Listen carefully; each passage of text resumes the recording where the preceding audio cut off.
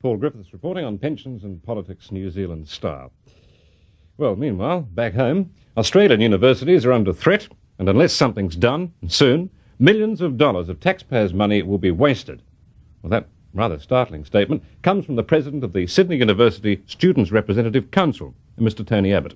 Indeed, Mr. Abbott has bucketed Australian universities on just about every front. According to him, they're badly organised, academic standards are slipping, and worse, he says, they're a breeding ground for left-wing thought.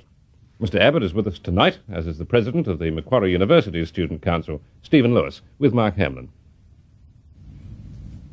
Well, Tony Abbott, just what are your basic reasons for slating Australian universities so severely? Well, the basic problem is a fundamental decline in academic standards. You see, 10 years ago, only 10% of the best students in the state would go on to universities. Now, about 30% does so. Now, you would expect with that sort of a percent increase that failure rates would have risen quite sharply, but in fact the opposite has been the case. In the faculties of arts and economics now particularly, the pursuit of excellence, which is supposed to be the goal of the universities, has become an idle farce. Now, there are a number of reasons for this. First and foremost is the huge increase in education spending which took place in the late 60s. But there's another, and I think more profound reason, and that is the influence of small but influential groups of Marxist academics who are actively promoting the corruption of academic standards. So it's those 3 points that have begun to drag, in your opinion, universities in Australia down below the standards they had 20 years ago. That's right, yes. Well, Stephen Lewis, what's your opinion of that? Well, basically, Tony is working from the wrong premise.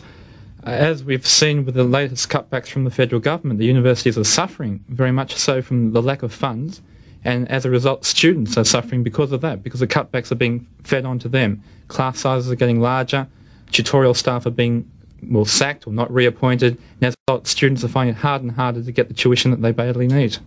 What about the pass and failure rates that Tony mentions? Well, I'm an art student, and I can assure Tony that it's just as hard now to pass as it was for my parents or their parents before them. I'm finding it difficult. I have to keep up, and I'm sure most students do not find university a pushover, as Mr. Abbott implies. So your argument is basically that the universities are being bled financially, and that is bringing about a lowering in standards? Well, bled financially is emotional. I'd like to think of it that the natural increases which are needed for the universities to expand, to engage in research, to enable students to get the education they need, that increase of funding is not coming, and as a result, students are suffering. Tony, just what good would it do, in your opinion, to radically cut university finances? Well, I think the fundamental good is that it would finally force the academics to decide what they want the universities to teach. Would they have to teach the sort of things which are socially valuable, or would they be able to continue, as they have done, wasting money on such things as the politics of lesbianism, which is something which is discussed quite a lot in Sydney University arts and government courses at the moment. The point that Steve made a second ago about the work which students do. Well, I was an economics student last year, and I had one lecture of 100 students, and of that 100, 95 would copy their weekly assignment from the other 5. Now, the department was perfectly aware of this endemic cheating, but unfortunately they couldn't return to a system of unseen exams which they would have preferred, for the simple reason that they had too much pressure put on them by the other departments in the faculty. I think there's a danger here. Tony is stating localised events, which I can't question, they might happen, and applying it to the universities overall, because there are individual examples of cheating or bad courses being taught, or that lecturers are not giving the work out that's necessary. I don't think Tony can apply that to all the universities in Australia, and certainly in my case at Macquarie University, that actually does not happen. Well, if I could say something to Steve there was a report quoted quite widely in the daily press last year, a Macquarie University report, which claimed that cheating had become absolutely endemic because of continuous assessment. Gentlemen, can I just come in here? I think we take your point, and there maybe is some cheating at universities, but I would like to move it on a bit from that.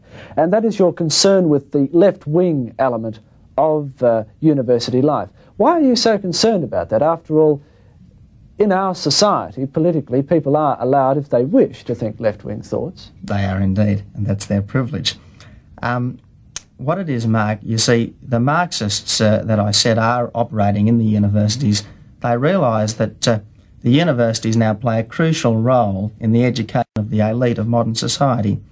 And they understand that if they destroy the academic standards and perhaps even the moral standards of that elite, well, then they have perhaps fundamentally and fatally undermined liberal democratic society. And you see... excuse me, I just want to get this absolutely clear. You're saying there is a Marxist plot in Australian universities these days to undermine the university system morally and academically, and therefore Australian society. What I am saying is that there are a number of academics of Marxist leanings in the university who are actively working to destroy academic standards.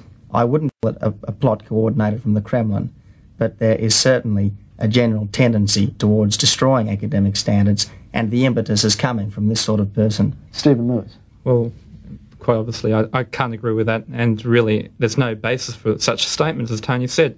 There has always been, well, I'd like to think of universities as being areas where people with differing thoughts can get together, debate it out sensibly, and come to some consensus or agreement. There's always been a ratbag element, a far-left element in universities, as there is in all sections of society. To say that they control, they're infiltrating the university is absurd. I'd agree there is a ratbag element, and usually that's been associated sometimes with the Australian Union of Students. But in the last couple of years, students have shown that they reject leftist politics, whether far extremist politics, be it the far left or the far right, and opt for a mainstream political line.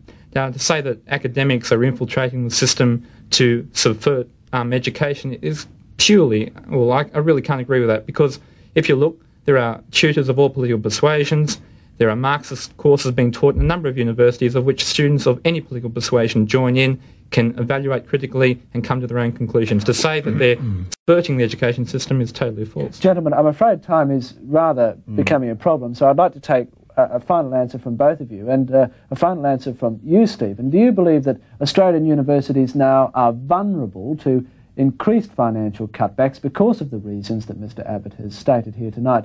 Remembering, of course, that the federal government does have a very tight money policy at present. Certainly. What Mr. Abbott is advocating is that if the universities step out of line, they should expect severe financial cutbacks. I can't accept that.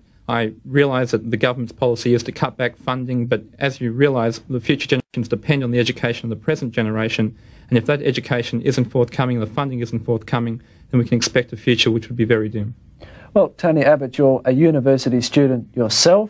When you leave university, what sort of opinion will you have of your own university education? My own degree is a piece of paper which allows me to go out and then learn on the job, basically. But the final point I would like to make, Mark, is that the universities are not giving the community value.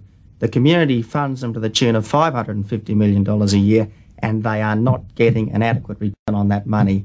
And let's face it, even a nasty capitalist society can expect value for its money from its universities. Well, gentlemen, I'm afraid the clock has beaten us. We must leave it there. Thanks to both of you for appearing on tonight's edition of Nationwide. Thanks very much indeed. And our reporter was Mark Hamlin. And that's Nationwide for tonight.